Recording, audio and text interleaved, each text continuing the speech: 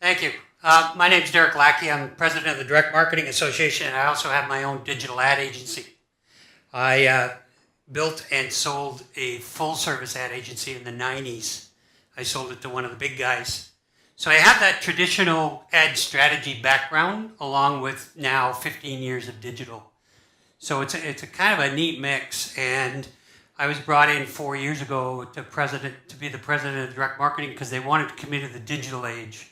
At that point, they were really a direct-to-mail agency or association, and we've brought them screaming and kicking into the at least late 90s. One of the biggest issues we've dealt with this last few years has been CASL. So I have with me two experts on CASL. I have first Kim Arsenault she's the Director of Client Services for Inbox Marketer, which for those who don't know, Inbox Marketer, they're probably one of the most respected email marketing firms in Canada. And Kim has been with them since probably the inception, right? You were employee number 1 or 2, right? So really, Kim has spent the last 4 years educating, training, and consulting marketers across North America on what it means to be CASL compliant. Most of Inbox Marketer's clients are in the US, and they're marketing into Canada. I won't steal Kim's thunder, but I think that the bulk of them are kind of going like, what's this CASL stuff? Why don't we just do it the way we've always done it? And we're going to explain to you why you can't do it the way you've always done it. So one of the most interesting things that you'll learn today that's brand new is Inbox Marketer. Come on up, Kim. Inbox Marketer has just launched a paper for Industry Canada, which is an in-depth study of what's happened with email marketers, since CASL came in. So Kim will talk about that as part of this presentation. And then we have Vance Lockman. Vance is the senior analyst for stakeholder relations with the Office of the Privacy Commissioner of Canada. So he works with the Ontario office, but it's the Federal Privacy Commissioner. And Vance, the Commissioner's office is predominantly responsible, so that there are 3 different bodies responsible for enforcing CASL. CRTC is the main one. But Privacy Commissioner's office specifically deals with email harvesting, and there's a lot's happened in email harvesting in the recent weeks, and Vance is going to address that as well. So let's sit down. So first, what I'd like to do maybe is just get a sense of what level are you at with CASL? Who's a newbie? Like, doesn't know anything about it? Okay. Kind of intermediate, you know about it, you prepared for it. Okay, good. And you know a lot about it. You're maybe not an expert, but you know it in depth. How many are in that position? Okay, good. So we got a bit of a mix, which is kind of what we expected. I would say that given where we're at now, so CRTC has entered into undertakings or charged several companies now under CASL. The main observation that I've noted is the unsubscribe mechanism has been the main source of concern for CRTC. So where it either didn't exist or where it didn't function, that's what the fines were for. Less about opt-in at this stage. I think that's going to change now because we're entering into a period. First, the end of the 2-year implied consent when it started. So it started July 1st, 2014.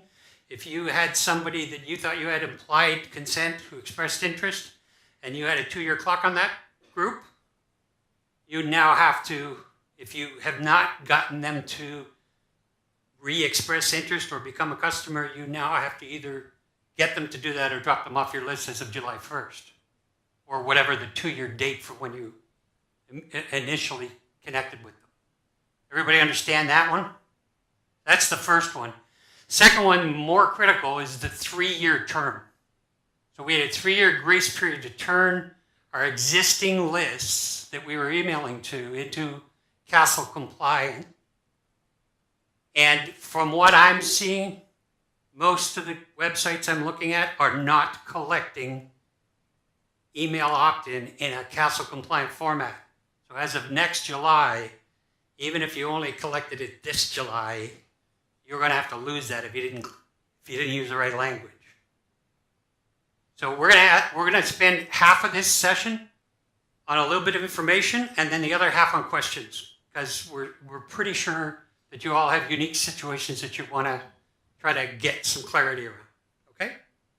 So let's start with Kim. Kim, why don't you talk a bit about the Industry Canada study and maybe what some of the key findings that surprised you? Sure. Hello, everyone. So Inbox Marketer has been very much at the forefront of the CASL legislation for the past 4 years. So we've been consulting and auditing a lot of organizations to ensure that they're CASL compliant. So we just finished writing and publishing a report for Industry Canada, kind of on some key findings. And a couple of key insights, which we thought was interesting, was Cloudmark. They're a network security company, and they were assessing the email traffic for 8 months after CASL came into force. And they found that Canadians were receiving 29% less email overall once CASL came into force. And they also found that there was a 37% reduction in spam originating from Canada, again, post 8 months after CASL went into force. So that's kind of interesting. Overall, from a marketing perspective and organizational perspective, we're finding that both organizations that sell to B2C and B2B are kind of going business as usual. In terms of engagement metrics, we're not seeing a lot of effect on open rates, click rates. If anything, our findings found that the spam complaints have reduced, bounces have reduced, and unsubscribe rates have reduced. So I think that just speaks to the quality of some of the lists now that we're post-CASL, because some organizations had to clear out some of their non-consented data. So overall, as an industry, we're finding post-CASL, it's most business as usual. Email marketing is still a very, very strong channel, and companies are still very much benefiting from the channel. And CASL hasn't had as big of an impact as I think what a lot of organizations thought. So one of the big things that Inbox Marketer is doing right now is helping organizations set up their strategies as to how they're going to upgrade their implied consents to Express. So as Derrick mentioned, we're coming up to this 2-year period. So if you're on the B2B side and you've exchanged business cards and you've got that 2-year implied consent, or if somebody downloaded a white paper from your website, that's 2 years implied consent. If somebody attended a webinar, that's 2 years implied consent. So if you're relying on that implied consent, this July 1st is the 2-year expiry date. And so, we work with some B2B companies at Inbox Marketer. So one of our strategies is, beginning of June, we want to start adding a pre-header to the top of all of our emails that kind of has a soft call to action, asking people to maybe go to the preference center and update their preferences. And at that point, that's where we're going to get the Express opt-in. We don't want to hard sell them on it yet because we have till July 1st. If they don't do it and we ask them in a hard sell, and then we've lost that opportunity to continue communicating with them. So that's kind of the approach for the 1st of June. Then going into mid-June, because we've only got till July 1st, we're going to start having dedicated email communications that actually ask recipients. As you may be aware, Canada has a new anti-spam legislation, and we're going to spell it out. The level of permission that we have for you is coming to expire, and then populate the date depending on what data you have in your database. Your level of permission is going to expire come July 1st, 2017, which means we can no longer communicate with you. We're suggesting you have a yes, no button within the email, and it says, yes, I would like to continue receiving emails from your organization, or no, please remove me from your list. The benefit of having that yes, no option is we know that the average open rate is anywhere from 25 to 35%. So if you don't give them the yes, no option and they don't see your email, and you just have, if your email says, we need to upgrade your permission. If you do nothing, we can no longer email you. Well, if they don't see your email, you've kind of shot yourself in the foot, right? And so by giving them the yes, no option right within the email, it allows us to continue messaging them to that very date that their expiry date comes. So that yes, no within the email is really important because you're just taking as much advantage of the time as you can. Yeah. So our approach will be very similar this time next year when that 3-year provisional period comes. So we don't recommend that you go upgrade your consents now because you've still got a year. So that's what we're recommending. Very good. We do have clients who have strategies in place to convert them slowly in what we would call the normal course of business. Mm-hmm. So you download a white paper, you now have either renewed. If you can get express consent, great. Getting express consent is really simple. The language has to be there. You have to clearly state who you are. You have to have a contact with 2 ways to contact you. You have to clearly state that you can unsubscribe at any time. And you have to have a box that's unchecked. So if you have that language, if you want to see it in action on the front page and every page of the Direct Marketing Association site, down in the bottom right corner, you'll see CASL compliant language for signing in for email. We don't have a checkbox because the only thing you're signing into is to get email. So that's the positive action the consumer's taking, which is what CRTC wants to see. They want to see a positive action on the part of the person opting in. So whether that's checking a box or filling out an email address. So if I was getting them to download a white paper and wanted to get permission, those are 2 transactions, and you have to keep them separate. In the past, we would just take the email address, put it on our list, and go about our business. That practice is no longer valid. Yeah, and one thing that I'm finding some organizations weren't aware of is express consent is definitely the industry best practice. And when you get the express consent, the reality is people are going to be more engaged in your communications. They're going to open more, they're going to click more, and they're going to engage more overall. So it's definitely the best practice. Having said that, a lot of the organizations that we've consulted are going to continue relying on implied consent because under CASL, as long as you're a customer of that organization, and as the organization, as long as you can prove that you've got that existing business relationship, and then you can always rely on implied consent. So in the B2C world, every time somebody transacts with you, that 2 years of applying consent refreshes. So for a lot of the retail companies that we work with, they're just going to forever rely on implied because they've got high volume transactions. And so that 2 years refreshes every time. On the B2B side, as long as you're a customer of that organization and they can prove it, they've got implied consent forever. Let's think of a telco. As long as I'm a paying customer of Bell, they can email me commercial messages on an implied basis. They can even do so 2 years after I'm no longer a customer of theirs. So there's that 2-year period afterwards. So the reality that we're finding is a lot of organizations are still relying on implied because they can. However, express is definitely the best practice.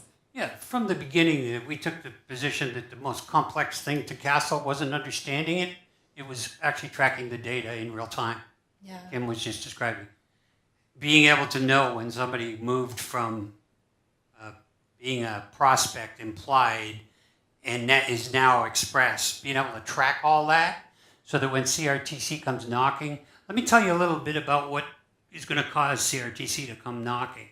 Has anybody gone through an audit with CRTC? No? I was quite surprised. I was speaking with Dana Lynn and the head of enforcement with CRTC not 2 months ago. And I thought you had to email a lot of people, like you had to have big lists. And you don't. You just have to have a big single complaint file in one day. So if you generate 40 complaints in a single day, you have a file open on you. Whether or not they call you to investigate depends on several other things, but you're flagged to them just for getting 40 complaints in a single day. 40 complaints is not much. You could definitely tick a list of 1,000 off. You could tick 40 of them off with the wrong messaging. So just be aware of it. It's not as highfalutin to hit their radar as I thought it was at the beginning of this process. Okay. Vance, the privacy commissioners, kind of the sad sister of the enforcement of CRTC, because they're all about the email harvesting and what you can and can't do around gathering email lists. And your first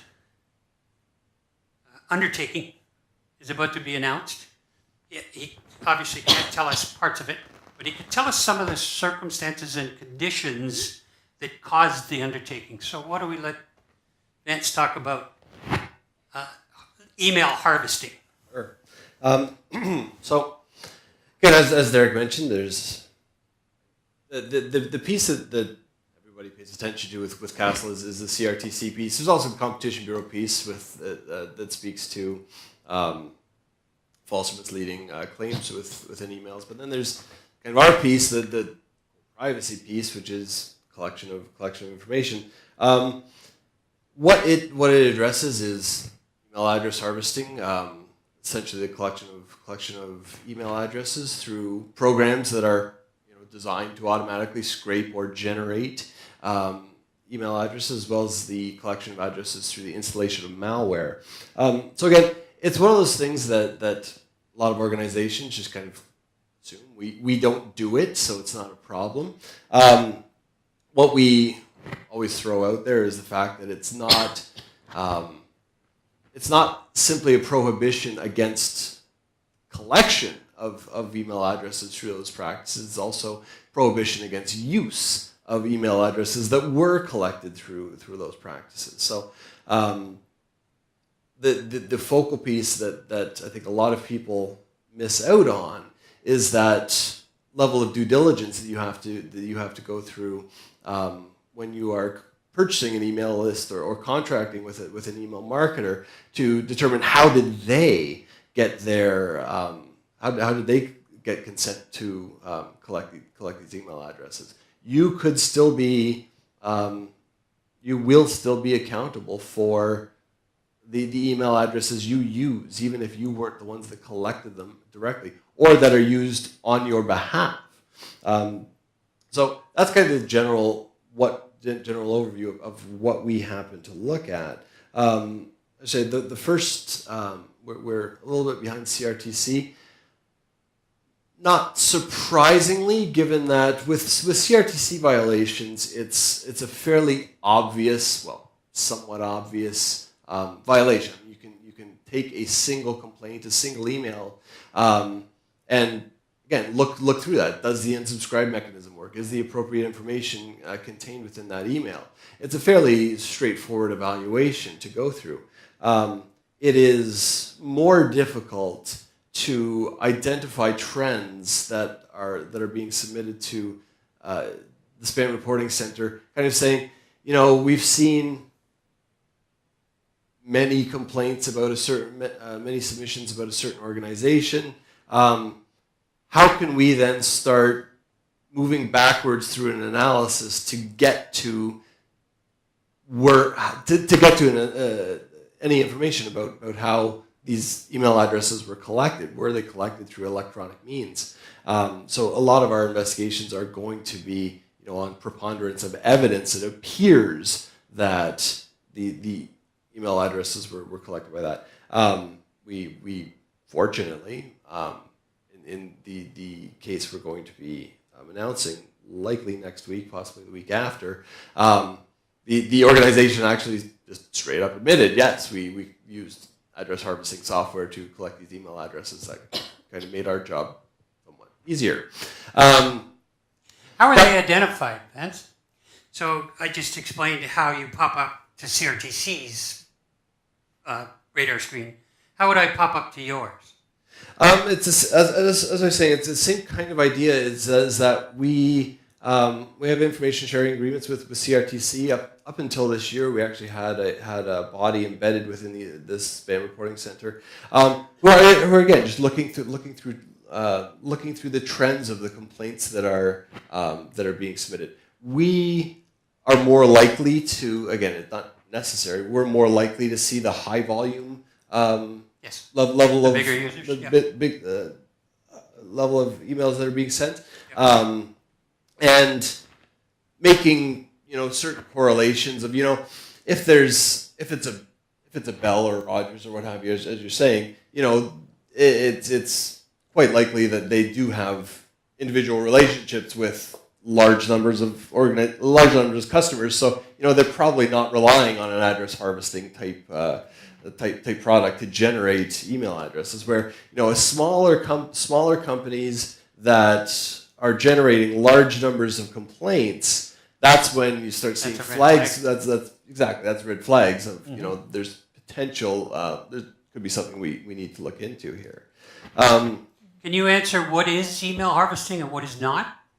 That'd be useful for you guys. Email address harvesting is 1 second as I pull up the exact definition of it. It is, let's see if it actually is. So, collection of an individual's electronic address, if collected by the use of a computer program designed or marketed primarily for use in generating or searching for and collecting electronic addresses. So, if you have a program that is designed, its purpose is to find or generate. Generate's an important, so you can't just kind of blast emails off to Kim Arsenault 1, Kim Arsenault 2, Kim Arsenault 3, just to see which one happens to not get a bounce back and generate it that way. Or look at the naming convention that company uses and do guessing based on There's likely a job so you can guess the email address. That's harvesting. That may not be harvested because again we're getting into these electronic means, right?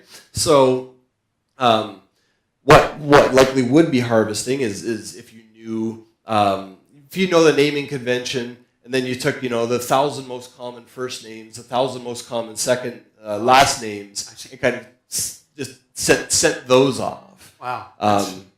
Whereas knowing Derrick Lackey is at DMAC and it's first.last@dmac.org, it's less likely that's going to be an electronic process. Right. So that wouldn't necessarily fall under the address harvesting provision.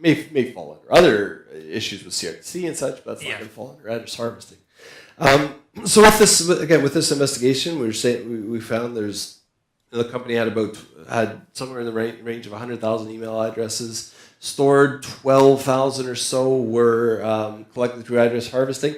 But even the ones that weren't, there were no records of consent of how consent would have been achieved through for the rest of these emails.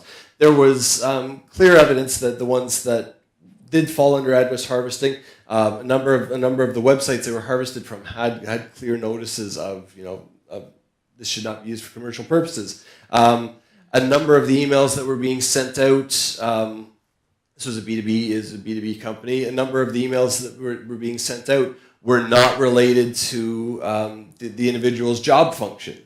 So it's kind of didn't have that potential exception as well. So it kind of came down to, with this company, address harvesting was one of a litany of issues. So fundamentally, it's just kind of like they didn't recognize. So they're going through an undertaking with CRTC at the same time.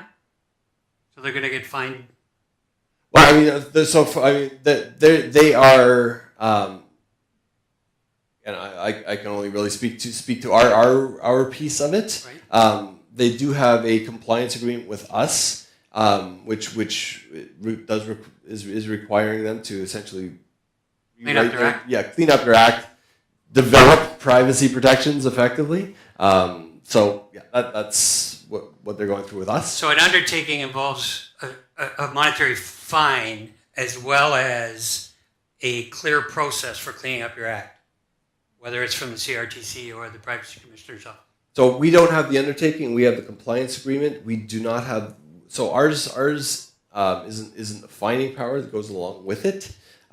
We have public interest disclosure possibility that the CRTC also does. So we have the ability to name the organization. That's likely happen when we publish this in a week. But under CASL, do you not now also have the right to fine? We do not. Oh, interesting. So you can only correct. Yes. Oh, very interesting. I just learned. Another reason why we're kind of the forgotten piece of Right. CASL. It's back to where the do not call list was when they really didn't have any ability to find. By the way, I've been monitoring every fine that the CRTC is delving out. Tremendous increase in do not call list. They've probably tripled their fines this past year on do not call. I'm seeing like $400,000 fines to American companies who just ignore the do not call list. I've seen companies actually use the do not call list for their list. Yeah, that's how disrespected it was because there was no teeth to it. What we're finding with CASL is because there's so much teeth to it, I don't think you're going to see too many people messing with it the way they do with the do not call list. Do not call list was also poorly implemented. The fact that in order for a company to respect the list, they were given a copy of all the numbers on the list. Right, exactly. Was possibly not the best way to go about that. Right. All right. So what I'd like to do with the last part of our time together is actually answer some questions. So anything burning for anybody? You got 3 experts here who... My question is, how are you guys keeping up with spam? Like, more and more communication happens inside these ecosystems like Slack, Facebook, Messenger, and all that kind of stuff, and we're seeing spam there, and email's pretty much dead, right? So we have all this legislation that's just coming out for email. Is there something that is going to focus on these other means of communication?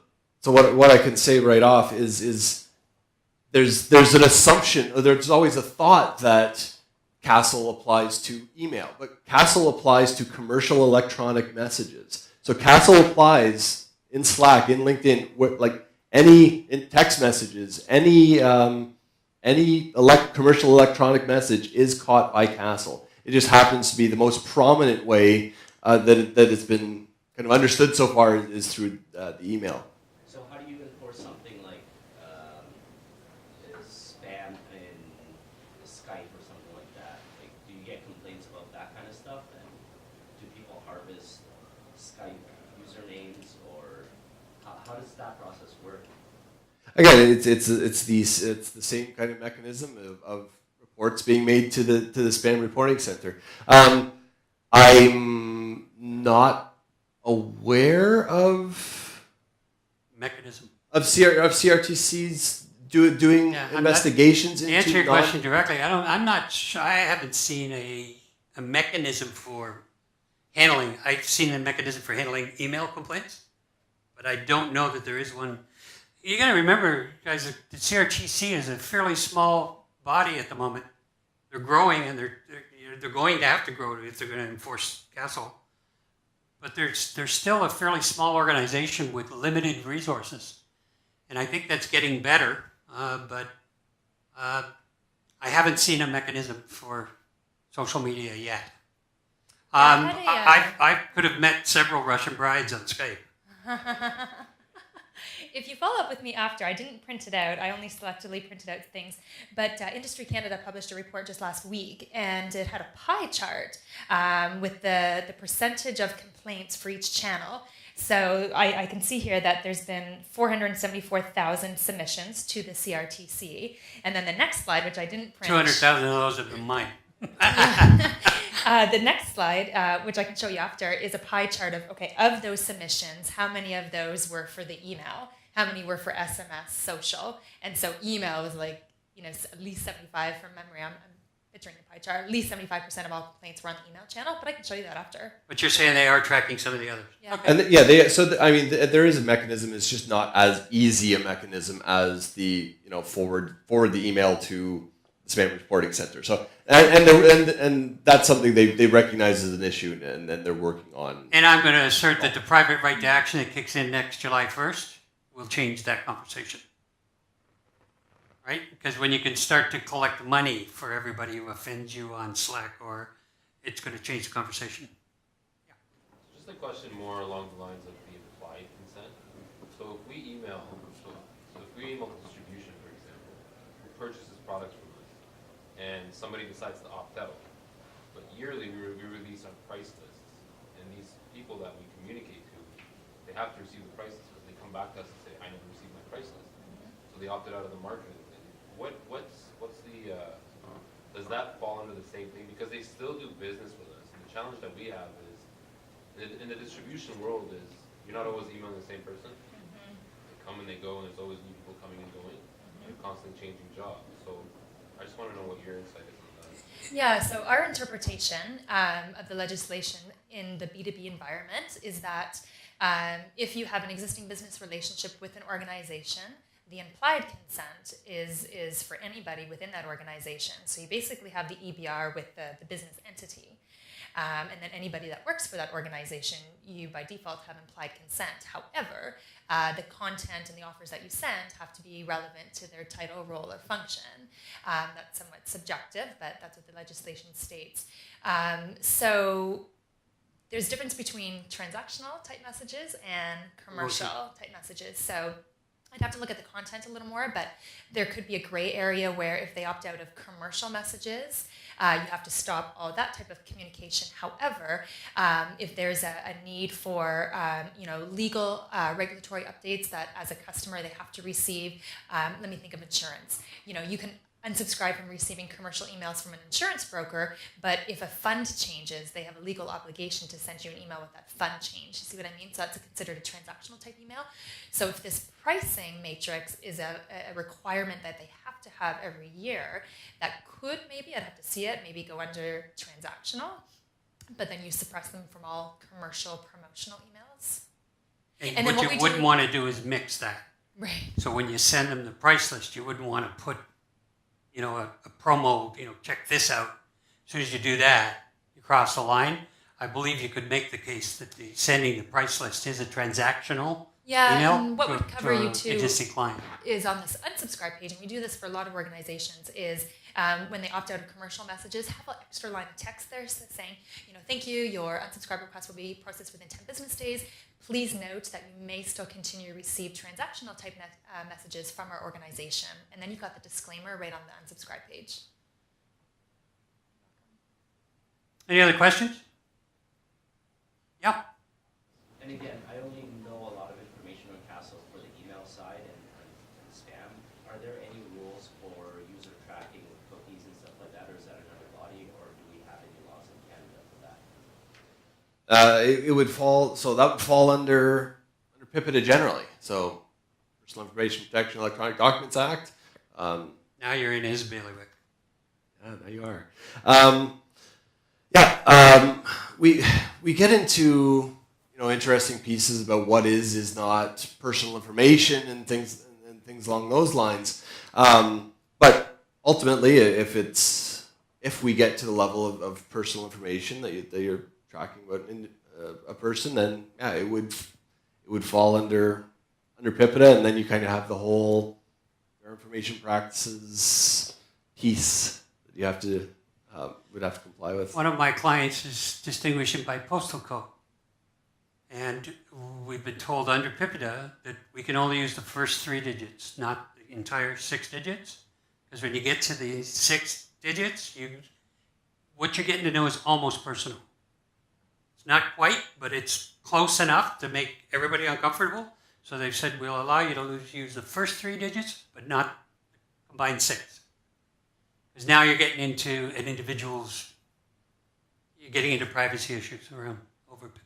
And it's not that you can't track or you can't track on full postal code or track individuals. You just end up triggering all the notice and consent requirements that kind of come along with privacy and any collection, use, and disclosure of personal information. Is there like a rule of thumb or something like a guidance that would help us determine whether that would fall under that legislation or not? Like, for example, is tracking, like, even though you don't have the information on user or their username or name or anything like that, but you're tracking their history of what they did on your website or whatever, does that fall under that same?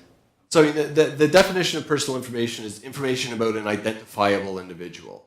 So fundamentally, it kind of comes down to, could you take that set of information or that set of information you have and relate it back to even in combination with other information that's available, could you tie that back to an identifiable individual? So if it's person visits your site, you drop a session cookie, and you're kind of track that person around the session. I would suspect that's probably not personal. If you start doing it across sessions, or you're tying it to IP address, which could get tied to a purchase data at some point or something along those lines, that's when we start to get into personal.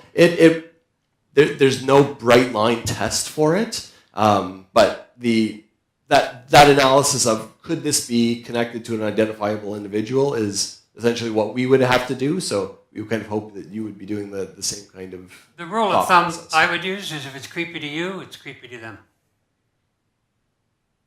Yeah. Kind of a philosophical question, I guess, about the legislation as it pertains to international business in kind of an electronically borderless world. So, really quick backstory: we're a Toronto-based, Canadian-based company that's owned by an American company that is a wholly owned subsidiary of a Japanese company. Nice. Our servers are based in outside of Seattle, but our marketing department and all of our product management are all here in Toronto.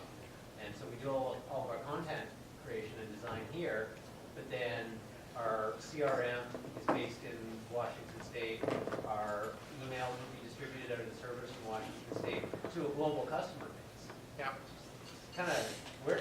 Yeah. So for me, I think I can feel this one. The CASL is all about who you're communicating with, where they are. So if you have reason to believe, because I have a .ca address, you have a reason to believe I live in Canada and you're communicating with me, you have to follow CASL. If I have a .Australian address, you got to follow Australia's rules. So it's incumbent on you as a marketer to know all the different countries' standard. We are one of the toughest. If you meet CASL, chances are pretty good you're going to meet most of the world's standard. There's a few in Finland and countries like that who have pretty tough, probably just as tough as CASL. And everybody's catching up. The Americans are watching what's happening up here. They're very curious as to how this goes because they know they have to clean up theirs. And theirs is a much bigger mess than we were ever facing. So consider that it's not about where you are. It's about where the person receiving the message is. That's the critical piece. And there's some gray area. So if I have a gmail.com, you don't know if I'm in Canada or not. So CRTC could never find you at fault. I'm not necessarily going to agree with that. Okay. I think you have to consider both. I know we're getting the hook, so I'm going to make this quick. Yeah. But Canadian laws generally apply to organizations with a substantial connection to Canada. So if you have a location in Canada, even if you're not contacting Canadians, you are likely going to be subject to Canadian law. Now, will you get a complaint to a Canadian body if you're not if you're not contacting a Canadian? Probably not. But you still would be subject. You still would be subject. And that said, as Derrick's saying, if you are contacting people, especially in the EU, you will have to follow EU law as well. So you're probably going to be subject to both. So, for example, I'd pick the highest standard. So, if for example, we receive an email from the UK or whatsoever, and if it's against the CASL law, we put a complaint to the CRTC. CRTC will actually try to find this company in the UK? So during my recent speaking engagement with the enforcement team from CRTC, they were fairly close to undertakings on two fairly large American companies. And the FTC is working closely with them. So the server farm that they shut down in December, that was a worldwide initiative with probably 5 enforcement, RCMP, Interpol, FBI. There were several involved. They did a raid on like 7 different sites. The only one they missed was Russia. They couldn't get cooperation there, but they shut down this company servers in 7 different locations around the world in one morning. And the 27% less spam we've gotten, probably because of that. All right. Right. We've got the hook from One the last organizers. an event and we get email addresses from people that come to our booth, and our inside salesperson contacts them from there just as a personal email to somebody that registered at the booth. Is that considered spam? So I mean, on the FAQs that are available on fightspam.gc.ca, there is advice from CRTC specifically about that, and their advice for that kind of situation is when you get back from the trade show, send it. Excuse me. Immediately send an email. That essentially says, "This is where I received your information. We're adding you to list." Sorry, the advice is better on their site. But then you It's not have being read by implied me. 2 years. And that gets you the Don't be sneaky. 2 year implied consent. Yeah, don't be sneaky. Be upfront. We're going to add you to our email list. Is that okay with you? And if they respond, yeah, go ahead. Now you have express consent, right? Implied consent, though, just picking up my business card at a trade show, you got 2 years for me to express interest in you, unless I unsubscribe.